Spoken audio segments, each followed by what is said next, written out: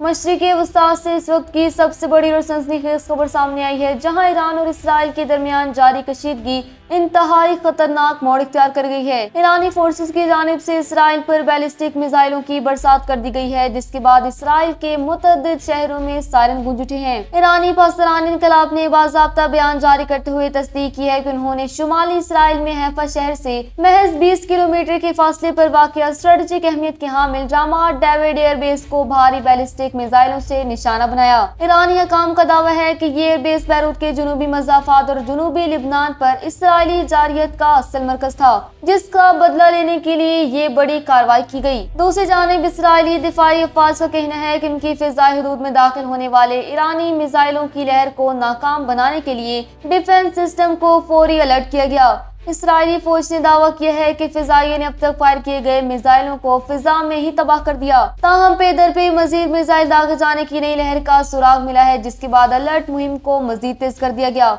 इस वक्त पूरे खित्ते में जंग के बादल गहरे हो चुके हैं और सूरत हाल लम्हा ब लम्हा तब्दील हो रही है।